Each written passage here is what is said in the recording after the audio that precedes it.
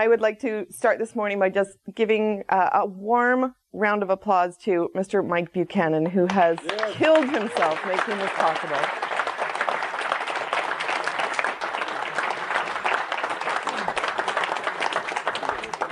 And I am the quintessential keyboard warrior. I'm really, really brave in my kitchen behind a keyboard, and not really that brave right now.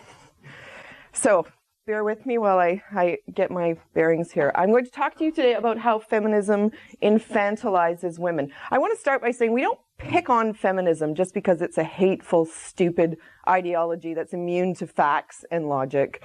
There's lots of those out there. For example, being a vegan. Or a Manchester United fan. We pick on feminism for the simple fact that it stands in the way of the solutions that we're looking for. Feminism isn't interested in gender equality, never has been, never will be. And feminism is, in the ultimate irony, the biggest source of misogyny in our modern culture. And I'm going to explain that today. All right. Oh, here's my little thingy. A couple of days ago, our favorite internet provocateur, the fabulous supervillain of the internet, Milo, he tweeted this: "We need aspirational role models. We need fantasy. We need the unattainable. We need something to strive for." I'm supposed to keep this clean, so to heck with feminism. And a long time ago, on a college campus far, far away, I used to call myself a feminist. Because at that time, the marketing department, which was probably run by men, understood that to sell feminism, it needed to be aspirational. It had to be something that flattered, celebrated, and empowered women. So feminism was Demi Moore shaving off her hair for a shot at being a Navy SEAL. It was Sarah Connor taking on the Terminator and shutting down Skynet. It was Buffy slaying vampires. It was Xena taking on the underworld. It was Ripley with a flamethrower in one hand and a little girl in the other saying, "Get away from her, you unlikable person." It was the Spice Girls being sassy, marching across the stage, telling you what they want, what they really, really want. I mean, who wouldn't embrace this version of feminism? I could be a Navy SEAL, totally. I don't really want to, but I could. It's about equality of opportunity. And that was an easy sell. That's what feminism used to mean. And when you talk to older generations of feminists, that's what they're thinking of. They're thinking of feminism as equality of opportunity. We're going to take down the barriers and let you ladies be whatever you want. And I personally took that message to heart. You can be whatever you want. Awesome. I'm going to be a wife and a mother. That went over really well, let me tell you. Camille Paglia called this kind of feminism Amazon feminism. And I think she's one of the most interesting feminists out there. She wrote Sexual Personae, I believe, around 1980. And she already saw the cracks in a way that a lot of us didn't. What Camille said was, all right, ladies, you're going to throw off the patriarchy. Understand that the patriarchy doesn't actually oppress you, it protects you.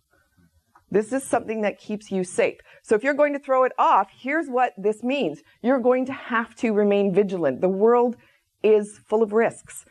Men protect you in general from those risks. You don't want to be protected anymore? Great, protect yourselves. Learn to defend yourselves. Understand that bad things are going to happen to you. That's called life. When bad things happen to you, you're going to have to take responsibility for the role you played in that. You're going to have to learn how to process that. You're going to have to get over it. And most importantly, you need to move on. You can't be defined by the bad things that will happen to you.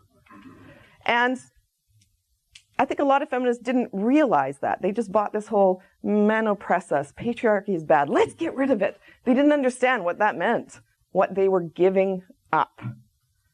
And in particular, campus feminists didn't understand that.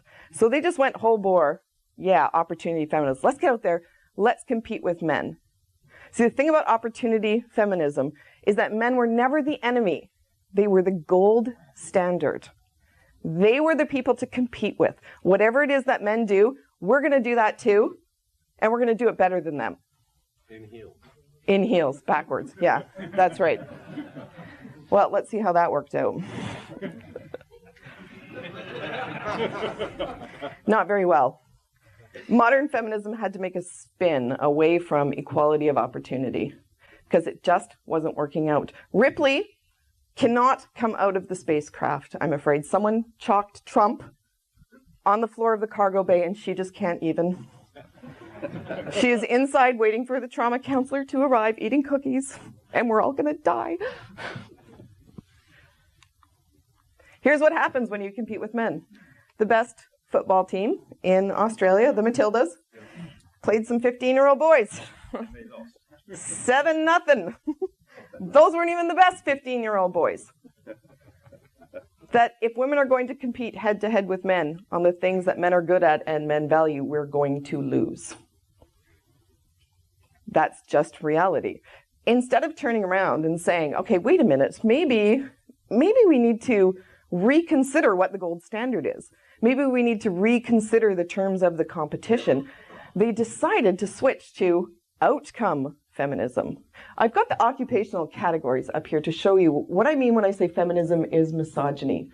The most common jobs since the beginning of time, really, but this just goes back to 1950. What do women do? They organize stuff. They provide services. They sell stuff. They cook, they clean, they tidy, and they teach. What do they do in 2010? Now that they have the opportunity to be Navy SEALs, they sell stuff. They keep things tidy. They cook, they clean. They take care of little kids. They take care of sick people.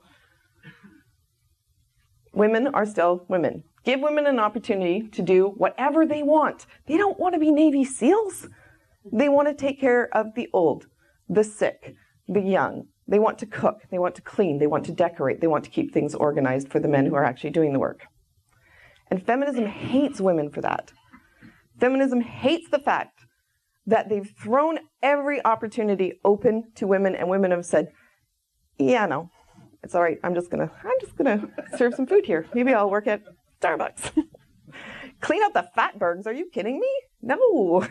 No, I would rather fold clothes at the Gap. What academic feminism would like you to believe is that women are not cleaning out the fatbergs in the sewers because men are mean and won't let them. Women aren't in coal mines because men hate them. Women can't do dangerous, dirty, filthy jobs because men are jerks. And we need to fix this. So how are we going to fix this? How do we convince women that no flamethrowers. No, that's not. We're not going with flamethrowers anymore. We're going to focus on how men victimize you, how mean they are, what jerks they are, how they keep you from doing all these really important, fun things that all the guys get to do. So what are the methods by which you... I mean, this is rather dramatic. It's within a decade, feminism went from telling women that they could do anything, pick up the flamethrower, defeat Skynet, be a Navy SEAL, and within a decade, they're like, you can't handle chalk. That's an accomplishment. I think we got to give them credit for that. That's an epic amount of propaganda. So how do they do this? How do they manage this? One of the ways is through trigger warnings and safe spaces. Like many of the roads to hell, this one too was paved with good intentions. Trigger warnings and safe spaces come out of combat psychology. For as long as human beings have been beating each other to death, I think we've realized that that has a negative emotional fallout on some of the combatants. And we've had various vocabularies to describe that. During the Napoleonic Wars, soldiers were said to suffer from exhaustion when they got tired and traumatized by killing other soldiers. During the Civil War, the American Civil War, this is kind of poetic actually. Traumatized soldiers were said to have a soldier's heart. In World War I, it was known as shell shock. By World War II, they called it combat fatigue. And by the time the Vietnam War came around, we started to develop the clinical language of post-traumatic stress disorder, which is how we know combat psychology today. Now, you can read about that in the New Republic there. That's a very interesting history of this, the origins of trigger warnings and safe spaces. Now, Vietnam War veterans used to gather mostly on college campuses, simply because that was where the space was, and that's where a lot of the anti-war activity was taking place. They used to gather into something called rap sessions, and their goal was to share their experiences of trauma, what they had been through. The point was to be able to process those experiences so that they could share them.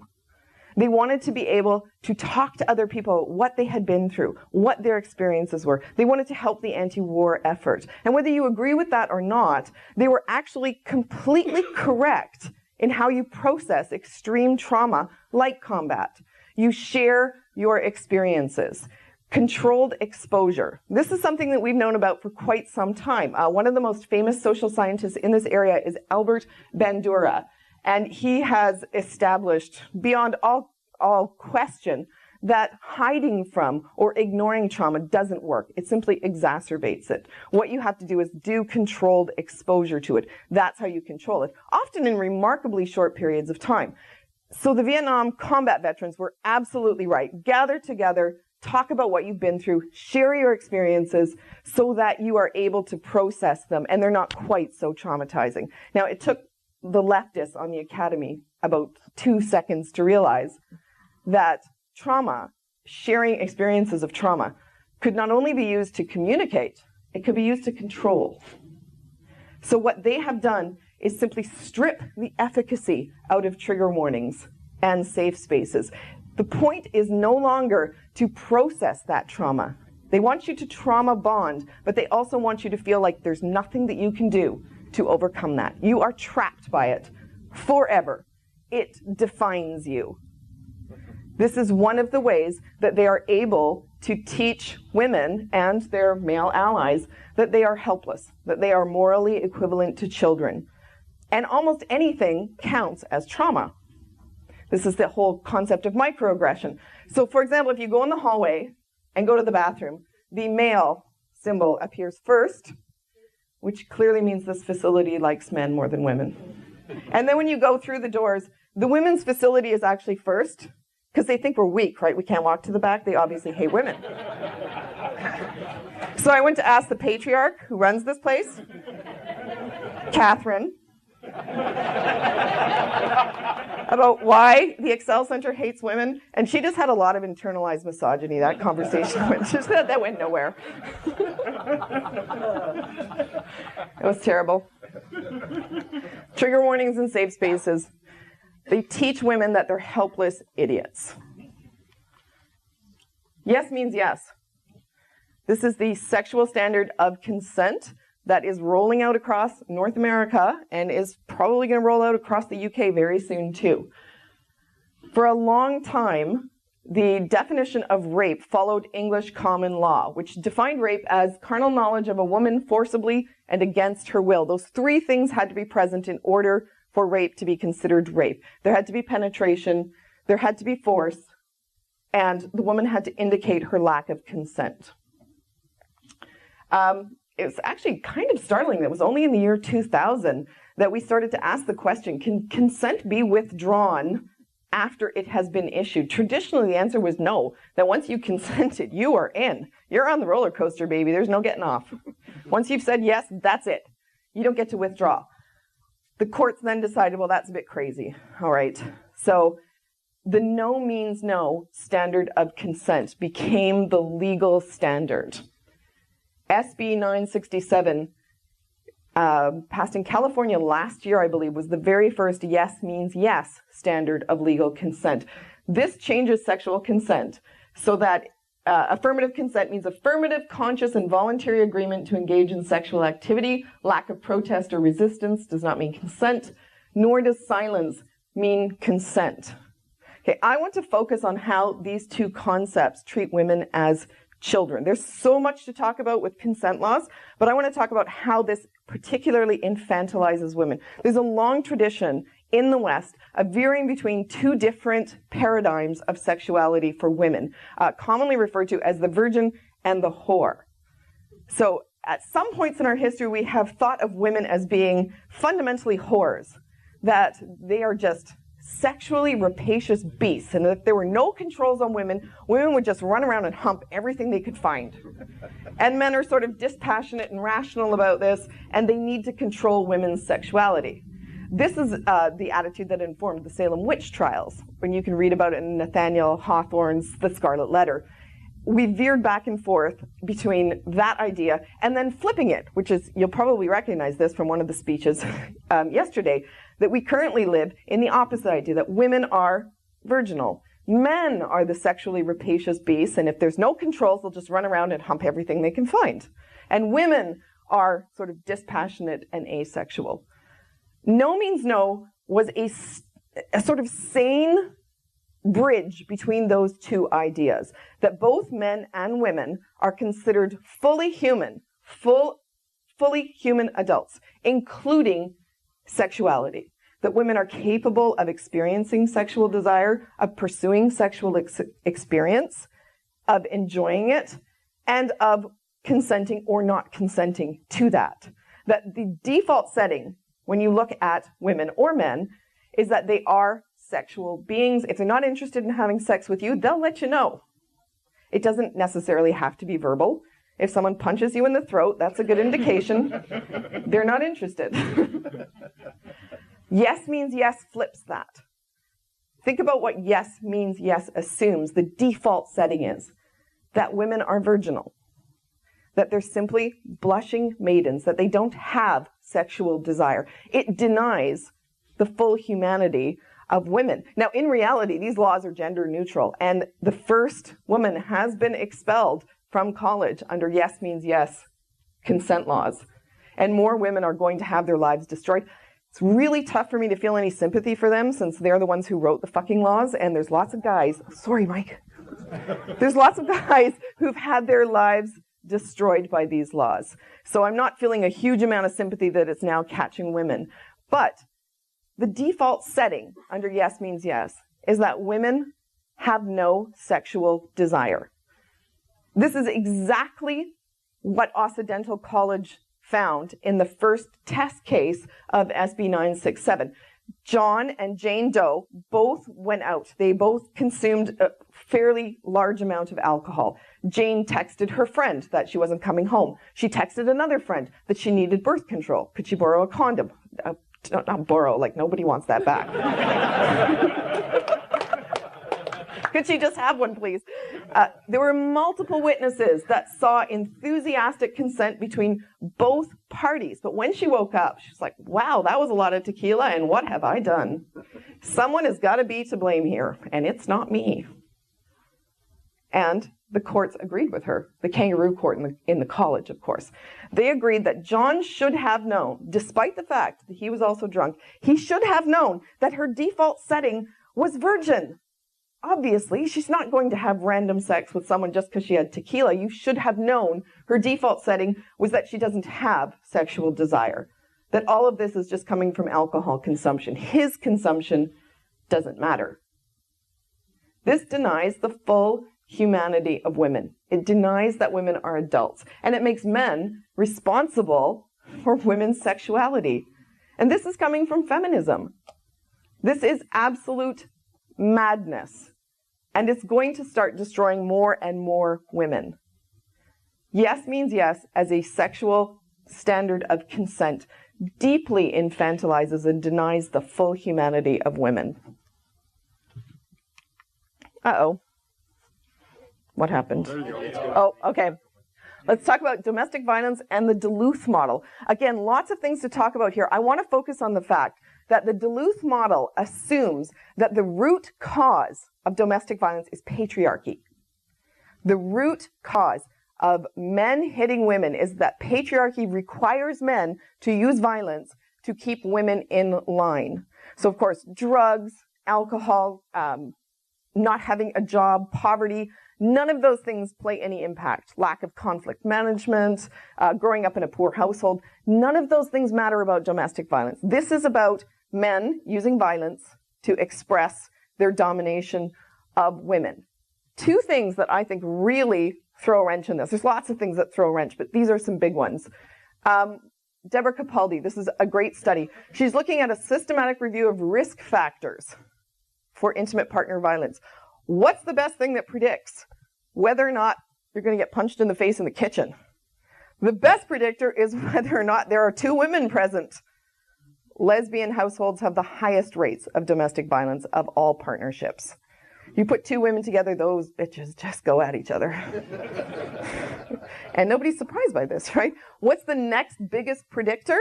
Whether or not women hit men. It turns out they don't like that. Who knew? Now, a lot of men have been socialized into not hitting back. This is a big mistake, in my opinion. Lots of women are brave enough to hit men because they know they're not going to hit back. In unidirectional violence, where only one person throws a punch, 70% of the people hitting are women, because men don't hit back. So patriarchy is the root cause of domestic violence, and women are throwing punches and not getting hit back. I don't think you're doing patriarchy right. You might need to work through that one. Where are women safest? Where are you least likely to experience not just domestic violence, but any violence of any kind? This one makes feminists really scream. In traditional nuclear families where the mother is married to the biological father of her children, that is the safest place for women and children from all types of violence. So again, I'm not sure you're doing patriarchy right. If patriarchy requires violence against women, then we would expect to see in the stereotypical expression of patriarchy in the nuclear family really high rates of violence, and it's actually the lowest. We don't like to talk about it, but women and children are safest under the protection of a man who loves them and who is biologically related to the children. All right, my last one, fat acceptance. Despite Milo's insistence, saying that fat shaming actually works, and he's referring to this study here. I don't actually think there's a legitimate argument to be made for being mean or disrespectful or cruel to fat people. That's not what I want to talk about. I want to talk about the philosophical orientation fat acceptance encourages in women. That's why it infantilizes women. This is not an argument to say be mean to fat people or mock them. I think that's stupid. The fat acceptance movement, like a lot of these things, was started by a guy, 1969. He was very upset by the fact that his overweight wife was discriminated against in a way that he thought was threatening her life. She went to the doctor with chest pains, and the doctor said, yeah, just lose some weight. That's not very helpful. So he started fat acceptance. Susie Orbach quickly picked that up in, 1978. She noticed that there's this relationship between the shape of a woman's body and whether or not people find that body sexually attractive. Oh. Wow. And she decided this was oppression. Completely ignoring the fact, of course, that, men may value women based on the numbers on a scale, but men don't get away from being valued by a set of numbers. Can I see your bank account? And I suspect it might be a little bit easier to shift the numbers on a scale than the numbers in your bank account. So men and women oppress each other if you're going to consider that oppression. Men and women evaluate each other on objective measures. Susie just ignored that. Fat is a feminist issue. Men who don't like fat women are jerks. It's patriarchy, and they just don't know what they find sexually attractive. We can change this. Everybody gain a lot of weight, then they'll have no choice.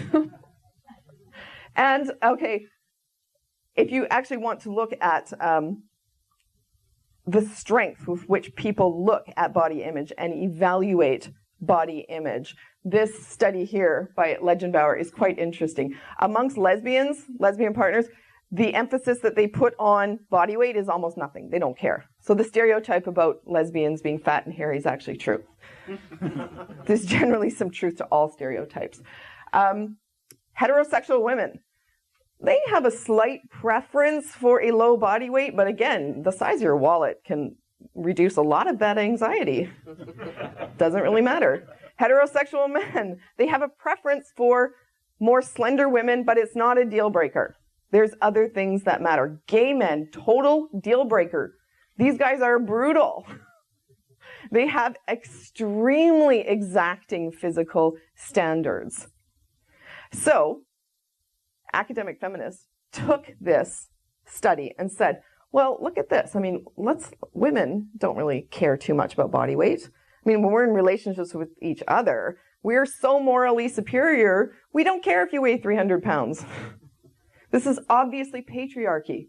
It's obviously, and women need to fight back against patriarchy by gaining a lot of weight. I actually think this is one of the most tragic things that feminism has taught, especially young women, that if someone doesn't find you attractive, they're wrong.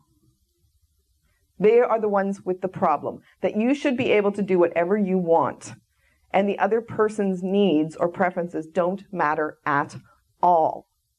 And I think when you are very young and you gain a lot of body weight, it is almost impossible to remove that later in your life.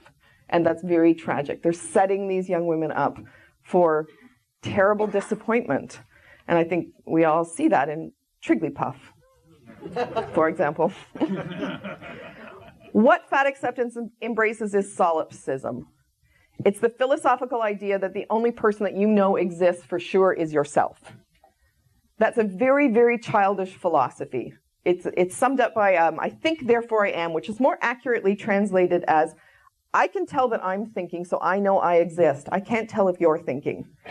Well, try playing chess with someone, or just getting to the bathroom. You can be pretty sure the people around you are thinking. But feminism encourages this kind of solipsism through fat acceptance in young women. The only person that you know that exists for sure is yourself. So don't care about anyone else. Don't take into account anyone else's preferences. They encourage them to think like 2-year-olds. This is an extremely childish way of thinking, and it's very, very psychologically damaging to women, setting them up for a lifetime of unhappiness. And where do they turn? To feminism, which just encourages them to gain some more weight and be a little bit more bitter, because that worked out so well in the past.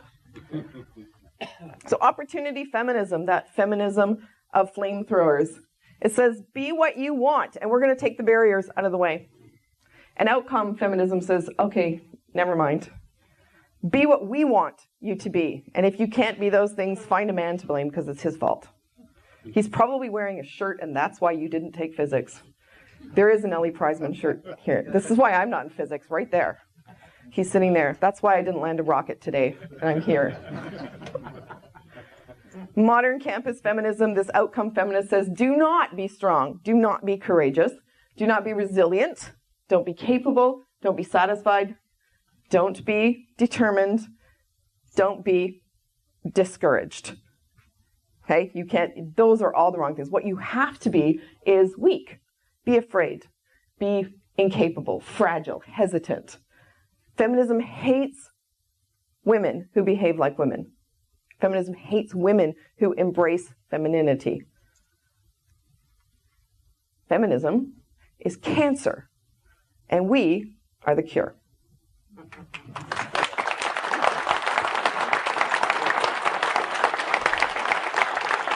Oh, I need to answer. Questions for Janet?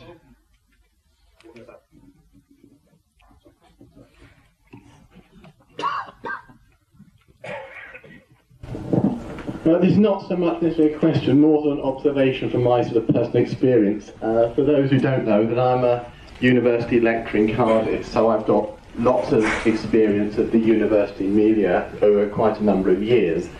And I've noticed a difference in students, male and female, in how much more needy they've become.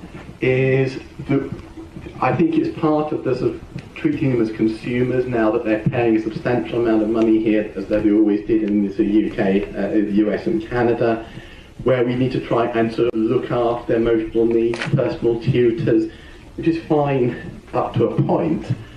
And whether it's this helicopter parenting, which sort of doesn't prepare them for the independence of being a student, because what I've noticed over a number of years is that it's how much more needy they become. It used to be dead and dying grandparents.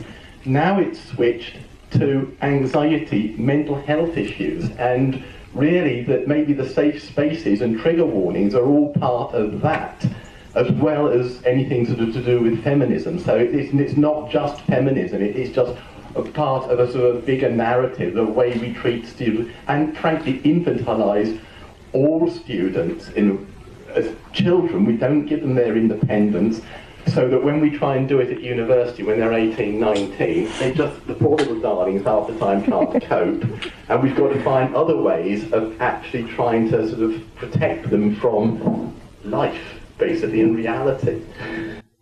I think that's very true, and it's part of the whole program of the left, that if you can't depend on yourself, well, who do you depend on? You depend on the government. On the state, that's right. And one of the first things women voted to do was provide themselves with alimony so that they could rely on men's resources, and then started to vote for state spending so that the state effectively became their husband over time. And now they've turned the state into the father of their children. I think this is very much related to feminism, and that if you didn't have women voting to make these decisions, we would be living in a very different society. That it's women trying to make all men responsible for their choices instead of just the one man to whom they have obligations.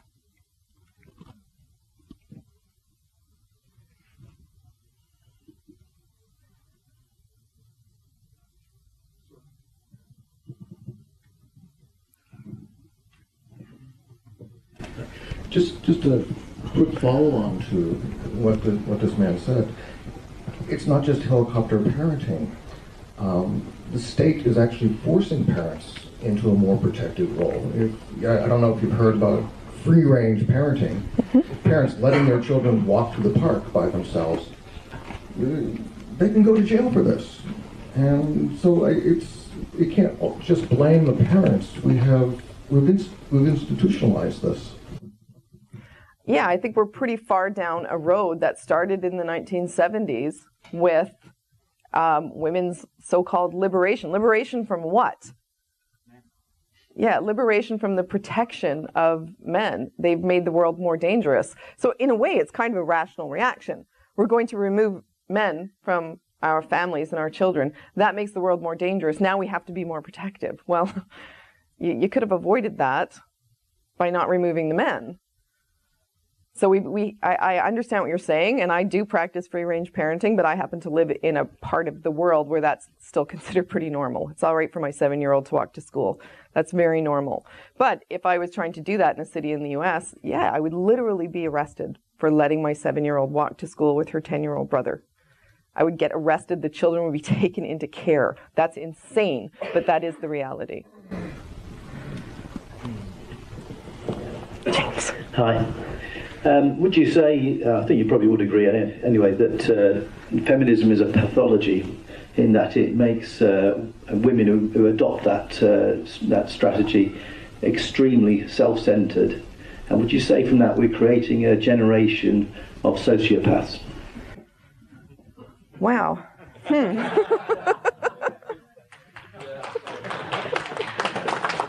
Yes, that would be the easy. I don't know enough about the clinical diagnosis of a sociopath. I would say for certain that we are creating a generation of deeply, deeply unhappy women, assuming that women's happiness is, the most important thing. If you look at the women in the world who report the greatest rates of happiness, they're women in the Netherlands, 90% of whom work part-time or not at all. And they have refused to accept the male standard as the gold standard, and they continue to value caregiving. I actually think if we made that the standard, let's make that the standard of your worth, your measurement in the world is how you care about other people, the things that you do to demonstrate your caring. You would see immediately that men and women are and have always been equal. Men demonstrate their caring by going out and providing financially. They don't have to do that. The overwhelming majority, choose to do that. Women demonstrate their caring for people through the actual work of doing domestic caregiving, washing dishes, doing laundry, making food, and they prefer to do that. Most men would rather go out to work than stay at home and cook. And for those men who don't want to do that, that's fantastic. Be who you are. There's room for everyone. But the standard for your worth as a human being should be, how do you care for other people? Not just the male standard of going out to work.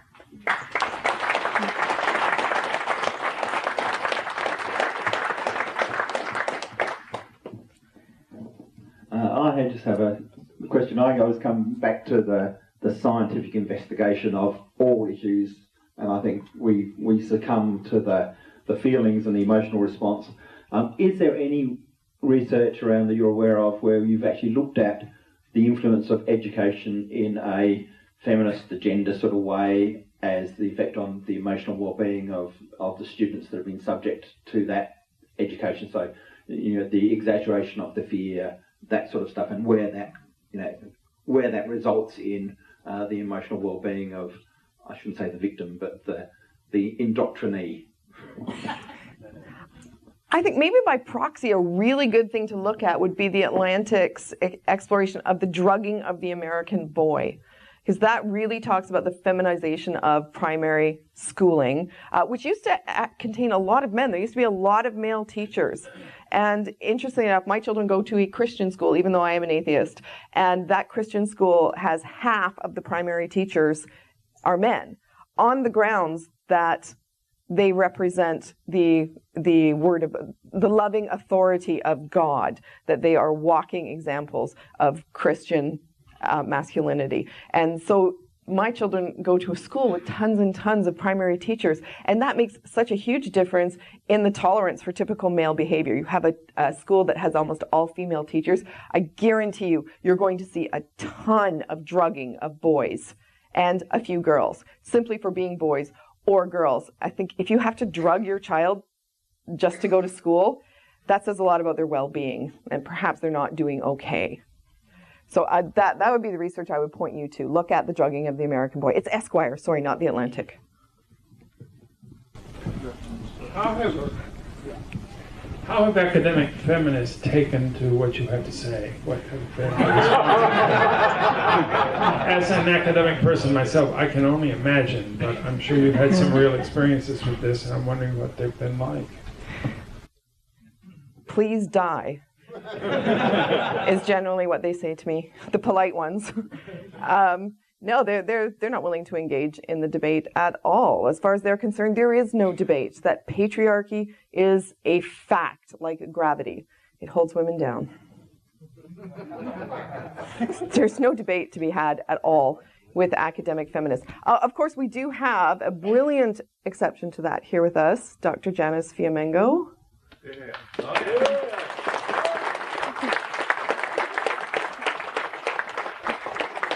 And I think Dr. Fiamengo could probably answer that question a lot in much more fullness for you.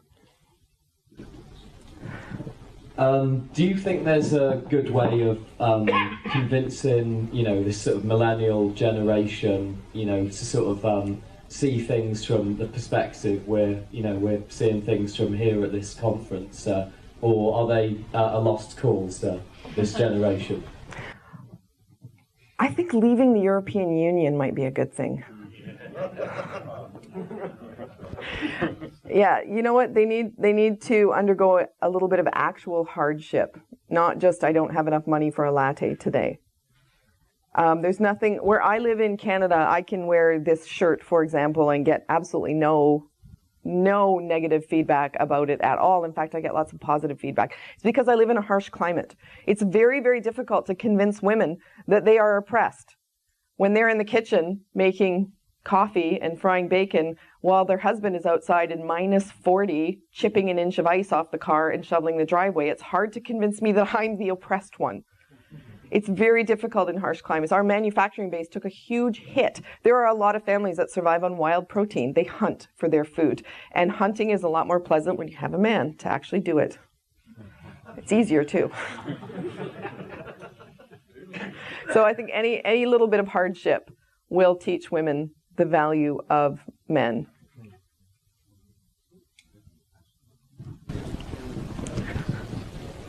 Janet, I was struck by your argument that you believe that women will never vote to change the all-male draft registration law to include women.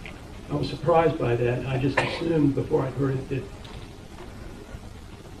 that women are willing to change the law under certain circumstances, but you feel that that's not going to happen.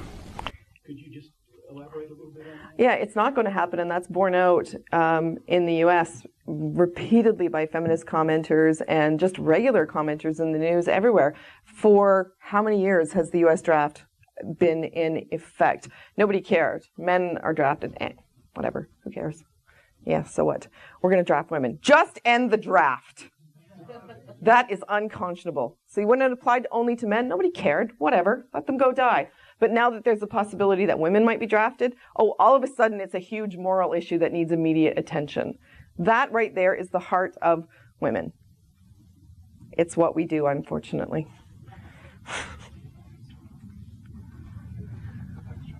Oh, thank you. Okay.